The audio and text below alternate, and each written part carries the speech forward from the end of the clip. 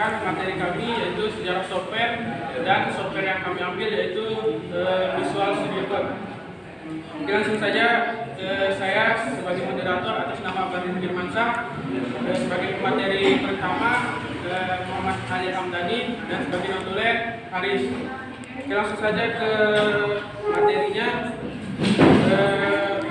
Kepada saudara Muhammad Ali Hamdani, kami silakan.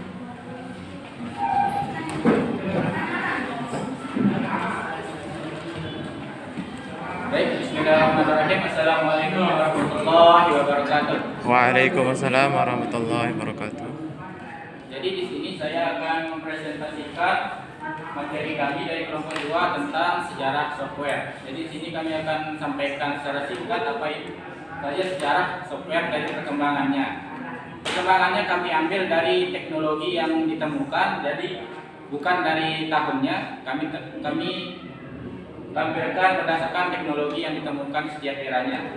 Langsung saja kita masuk ke era software yang pertama, yaitu software era pemula. Jadi pada software era pemula ini, awalnya software itu hanya sebatas kabel-kabel yang disambung pada sebuah komputer, di mana kabel ini masih bersifat manual yang dioperasikan oleh penggunanya. Jadi semua perintah-perintah yang ada dalam komputer itu masih dilakukan secara satu persatu, tidak berurutan. Dia belum multitasking seperti yang kita lihat pada sekarang ini. Selanjutnya, pada era yang kedua, yaitu pada software era stabil. Software era stabil ini sudah memiliki kemajuan, diantaranya adalah pada era ini sudah ditemukan dengan yang namanya sistem basis data atau database, yaitu sistem yang dapat memisahkan antara data dengan programnya. Dan pada era ini juga sebuah software itu sudah dijadikan sebagai produk, di mana produk-produk ini dijadikan oleh perusahaan untuk diperjualbelikan kepada masyarakat yang membutuhkan. Selanjutnya, pada era yang ketiga yaitu software era mikro. Pada software era mikro ini software sudah dibagi menjadi 3 jenis software, yaitu software sistem, software aplikasi, dan software bahasa pemrograman. Apa itu software sistem? Software sistem mempunyai fungsi untuk mengontrol dan manajemen hardware serta operasi dasar sistem yang kita kenal dengan sistem operasi atau OS. Contoh sistem operasi bisa dilihat di sana ada untuk sistem operasi pada komputer yaitu Windows, Linux atau Mac OS, dan pada smartphone yaitu Android atau iOS. Kemudian untuk software aplikasi adalah software yang dilakukan untuk keperluan tugas tertentu seperti editing, presentasi maupun tugas yang lainnya. Contoh software aplikasi yaitu Microsoft Office atau Visual Studio Code yang akan kami install pada kesempatan kali ini.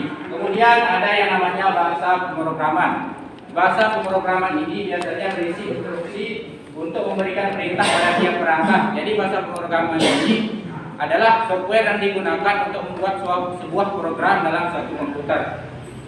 Ada beberapa bahasa pemrograman, diantaranya PHP, JavaScript, Python, C#, C++, ataupun library dari JavaScript yaitu Node.js maupun Angular. Kemudian pada era keempat yaitu era modern. Era modern itu adalah era yang kita temukan pada masa sekarang ini, di mana software tidak hanya ada di dalam komputer, sudah ada pada smartphone atau perangkat elektronik di rumah tangga lainnya seperti AC, TV, ataupun perangkat lainnya. Pada masa ini, software tidak hanya mengenal inputan berupa typing, tapi sudah mengenal inputan berupa suara atau gambar. Jadi itu sejarah singkat dari software yang sudah berkembang dari 4 masa. Kita lanjut ke dalam penginstalan aplikasi atau software. Jadi di sini kami memilih software Visual Studio Code. Apa itu Visual Studio Code?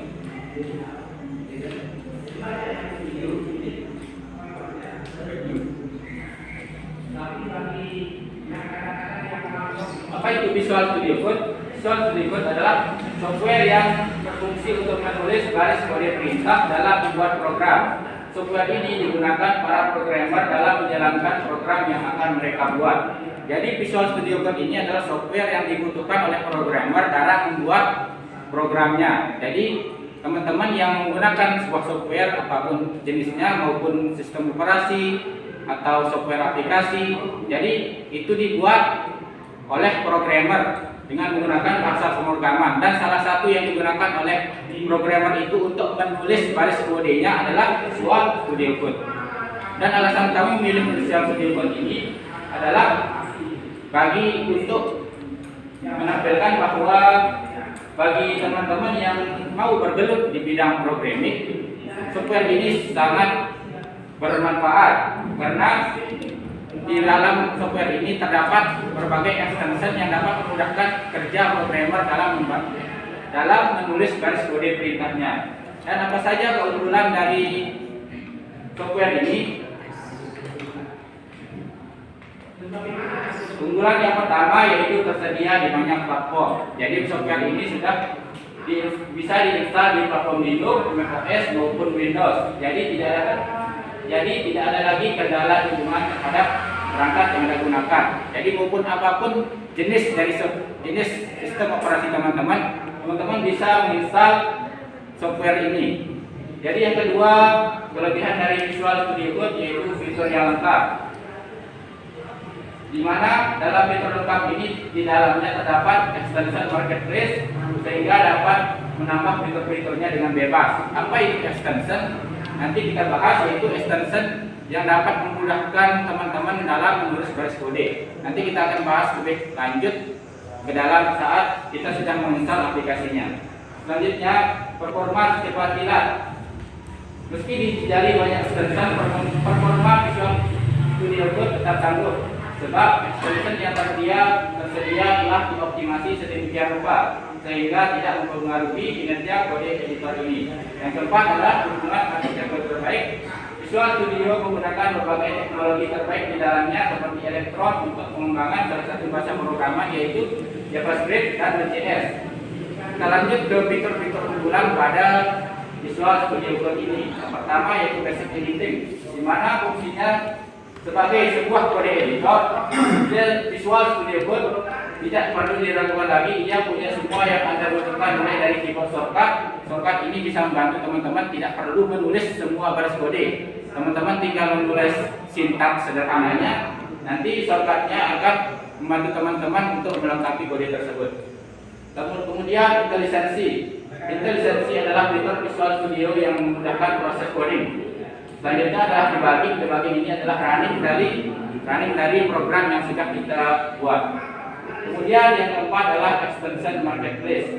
Di extension marketplace ini kita bisa menginstal extension yang kita butuhkan untuk programming.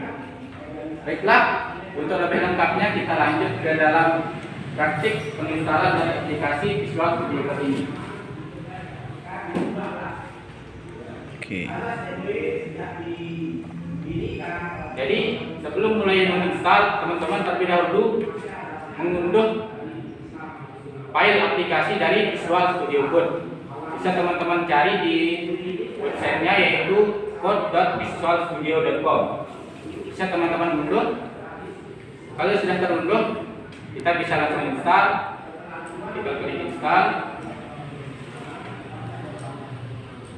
Lalu ini bisa teman-teman yang suka membaca bisa dibaca-baca. Kita setujui lisensi agreementnya. Keluar mungkin juga.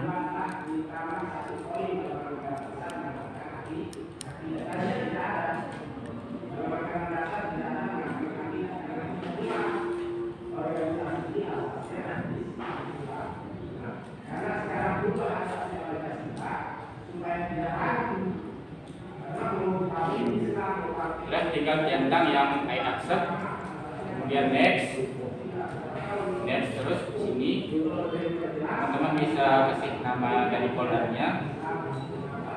Lalu jika teman-teman ingin menambah icon dari Visual Studio Code ini ke dalam desktop, bisa klik centangnya di sini. Kemudian kita next, lalu kita install. Jadi setelah kita install aplikasinya, kita akan melihat bagaimana tampilan dari aplikasi Visual Studio Code ini. seperti yang sudah saya jelaskan tadi, kita akan bahas apa itu extension dan apa saja yang ada di dalam Visual Studio Code ini. Kita tinggal tunggu penginstalannya sampai selesai. Jika sudah, kita finish.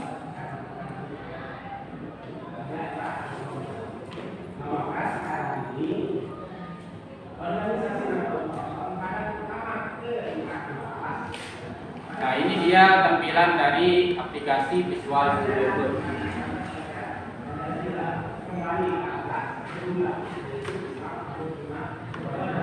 Di sini teman-teman bisa menulis baris kode program yang teman-teman inginkan. Jadi teman-teman yang menjadi seorang programmer, teman-teman akan membutuhkan software ini sebagai kode editor teman-teman.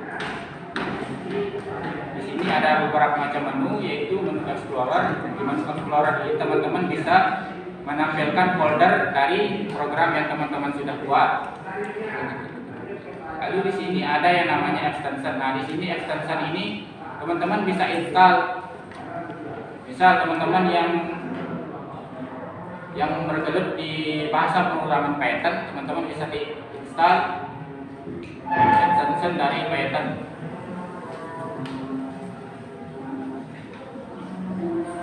Teman-teman bisa cari di sini, dan ini perlu koneksi data untuk menginstal extensionnya. Misal teman-teman mau membuat sebuah program sederhana, teman-teman bisa klik new text file, lalu di sini teman-teman bisa memilih bahasa yang teman-teman inginkan. Mau itu JavaScript, mau itu PHP, Python, atau C++. Di sini ada banyak bahasa yang sudah disiapkan oleh software Visual Studio Code. Teman-teman tinggal pakai. Contoh misal bagi teman-teman yang masih pemula untuk di pemrograman webnya, misal teman-teman yang di HTML. Nah, di sini HTML itu punya struktur sintaks pemrograman. Tapi dengan menggunakan Visual Studio Code ini, teman-teman tinggal tulis satu karakter saja bisa menuliskan semua struktur dari HTML tersebut. Misal karakternya seperti ini, kalian tab, sudah. Struktur dari HTML itu sudah dituliskan oleh Visual Studio Code. Jadi ini kemudahan yang kita gunakan, yang kita butuhkan dalam menulis kode program. Jadi bagi teman-teman yang bergelut di bidang programming atau minat di bidang programming, tidak ada salahnya teman-teman menggunakan software ini. Ada banyak sebenarnya software code editor seperti Visual Studio Code yang kita install ini, atau ada Atom atau Sublime Text.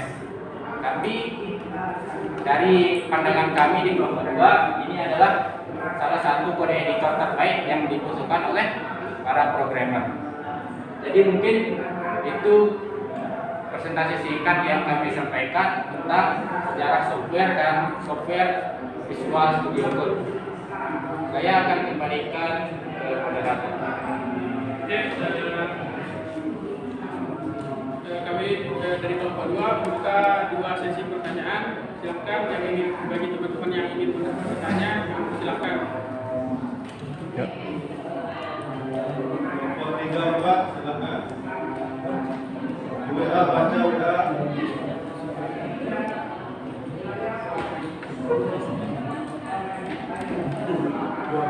Boleh tanyakan yang di WA kalau tidak bisa pertanyaan. Bisa kelapa satu Pak. Boleh 1, 2, 3, 1, 3, 4. Baik, bismillahirrahmanirrahim. Assalamualaikum warahmatullahi wabarakatuh. Waalaikumsalam. Dari presentasi tadi saya melihat kelebihan dari Visual Studio Code. Kelebihannya lumayan banyak. Nah, di sini untuk pertanyaan saya, apa sih kekurangan dari Visual Studio Code itu sendiri? Tadi kan yang disebutkan untuk Visual Studio Code cuma kelebihannya saja. Jadi saya mau bertanya, apakah kekurangan dari Visual Studio Code bisa dijelaskan? Ya. Assalamualaikum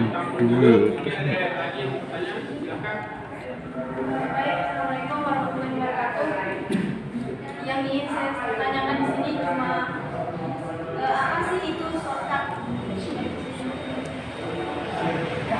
saja di sini kami akan menjawab pertanyaan. Pertanyaan pertama dari kelompok 1 yaitu apa saja kekurangan dari PS Code ini? Akan kami menunjukkan pada pertanyaan pertama untuk menjawab di belakang. Saya kelompok skip. Saya kelompok skip. Nah, Dia dulu.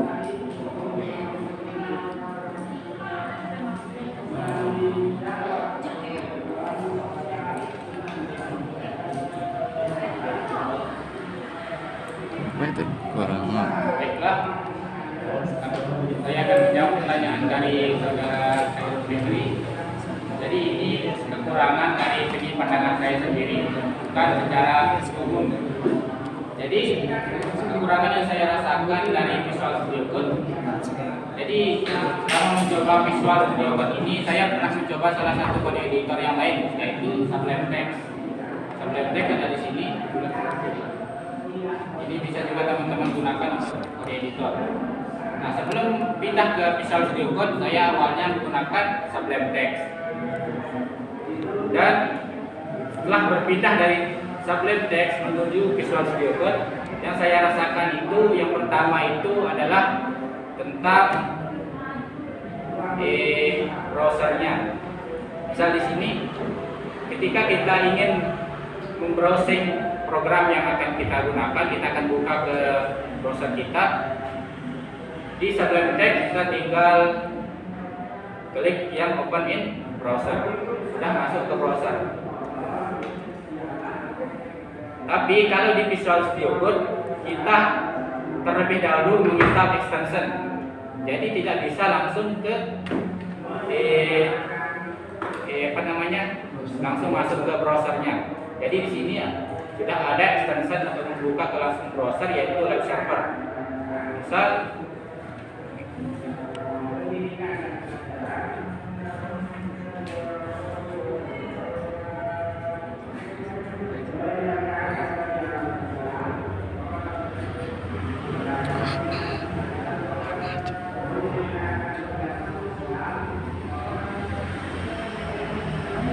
kita membuka program yang sudah kita buat ini, kita tinggal klik yang open with live server.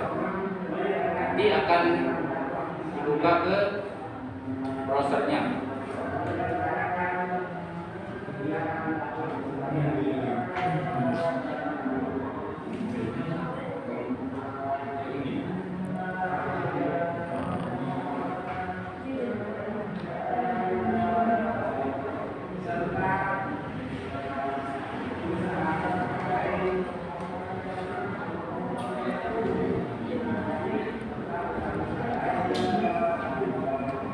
Mungkin ada sedikit masalah di sini, tapi untuk live server ini adalah salah satu extension yang kita gunakan untuk browsing ke browser kita. Jadi ini akan kita gunakan untuk masuk ke dalam browser. Jadi kalau itu salah satu kekurangan yang saya rasakan saat menggunakan Visual Studio Code. Jadi semua perintah yang di sini itu kita terlebih dahulu harus menginstal extensionnya. Mungkin hanya itu. Lalu kemudian apakah sudah? Mas? Kemudian untuk pertanyaan kedua, apa itu shortcut?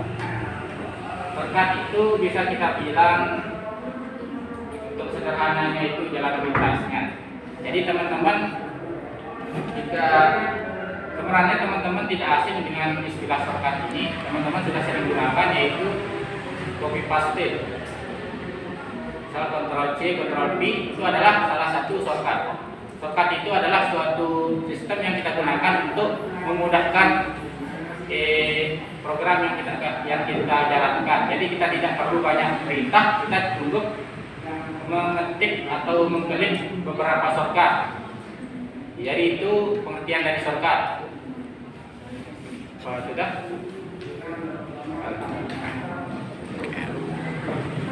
Oke, mungkin sekian hanya itu dari kami kelompok 2. Kurang dan lebihnya mohon maaf. Wallahu muwaffiq wal hadi ila siratal mustaqim. Assalamualaikum warahmatullahi wabarakatuh. Waalaikumsalam.